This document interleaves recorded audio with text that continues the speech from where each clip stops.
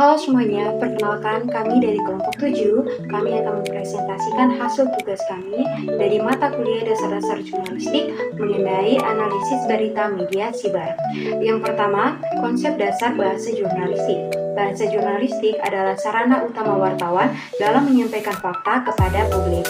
Karakteristiknya harus sederhana, jelas, ringkas, faktual, dan demokratis.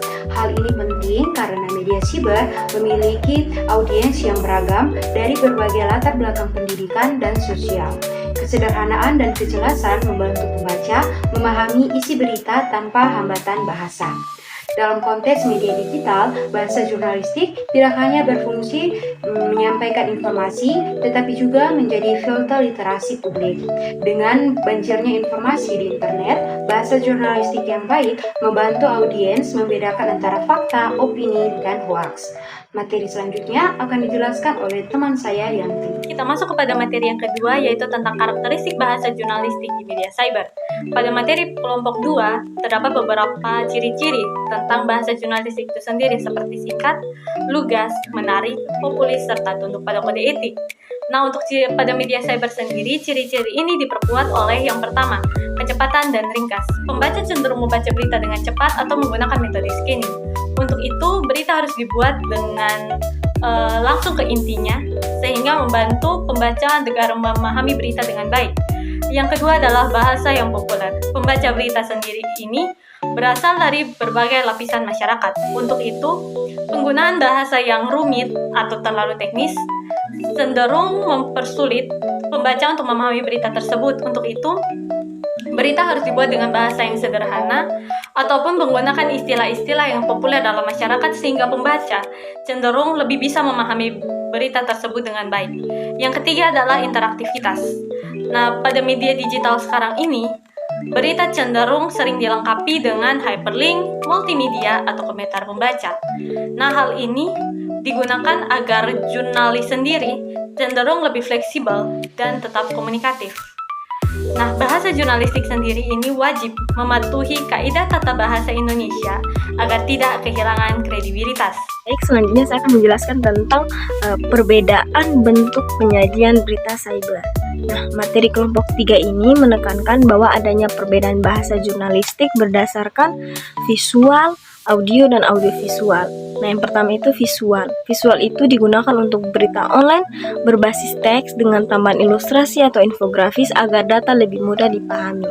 Yang kedua ada audio, yaitu menyampaikan informasi dengan intonasi dan suara, serta menggunakan bahasa harus lebih sederhana karena hanya mengandalkan pendengaran saja. Yang ketiga ada audiovisual, yaitu menggabungkan suara dan gambar. Bahasa narasi harus singkat, faktual, dan melengkapi visual, bukan mengulanginya. Dalam media cyber, ketiga bentuk ini sering digabungkan. Misalnya, berita online bisa memuat artikel, disertai podcast, dan video pendek. Sekian. Pembahasan yang berikutnya adalah tantangan dan peluang yang dihadapi oleh bahasa jurnalistik di media siber. Yang pertama ada tantangan. Tantangan ini meliputi persaingan dengan konten-konten media sekarang seperti vlog, blog, dan postingan media sosial. Lalu adanya bias, clickbait, dan hoax yang bisa merusak kredibilitas media dan tuntunan kecepatan yang terkadang bisa mengabaikan verifikasi data dan fakta. Lalu ada peluang.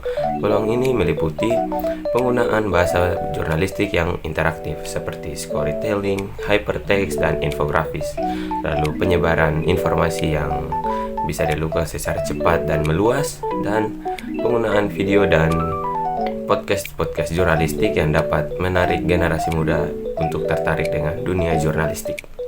Materi selanjutnya adalah analisis teoritis. Menurut Pavlik, dalam jurnalisme and new media cyber mengubah cara penyajian berita menjadi lebih interaktif, real time, dan multimedia. Namun, prinsip bahasa jurnalistik tetap harus dijaga, faktual, etis, dan mudah dipahami. Sejalan dengan penelitian Sri Rahayu dan kawan-kawan pada tahun 2022, Penggunaan bahasa jurnalistik yang sederhana jelas terbukti memudahkan pembaca memahami berita online serta meningkatkan kepercayaan publik kepada mereka. Nah, membahas ini di mana bahasa jurnalistik di media cyber itu harus sederhana, lugas dan faktual, tapi kadangkala media sering terjebak antara kecepatan dan akurasi. Nah, contohnya saat gempa di Palu pada tahun 2018 di mana banyak sekali media ingin menyebarkan berita tersebut, tapi ada juga media yang menyebarkan berita hoax. Nah, di sini berarti menunjukkan bahwa bahasa jurnalistik ini gagal menjaga prinsip faktual, jelas dan etis, di mana media cyber ini sebenarnya harus menahan diri, jangan asal cepat, jangan terjebak dalam clickbait, dan juga selalu melakukan verifikasi sebelum publikasi. Dan juga media cyber ini harus menerapkan kode etik jurnalistik sehingga tidak ada berita hoax yang tersebar seperti contoh tsunami susulan akan terjadi pada malam hari ini. Itu akan menimbulkan kepanikan masyarakat. Jadi intinya bahasa jurnalistik dalam media cyber ini harus tetap menjaga kode etik jurnalistik. Pada kesimpulannya, bahasa jurnalistik di media cyber harus tetap sederhana, jelas dan faktual.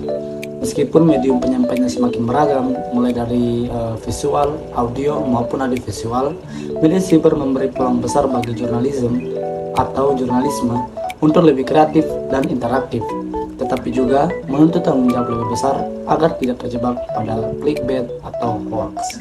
Sekian presentasi dari kami. Terima kasih.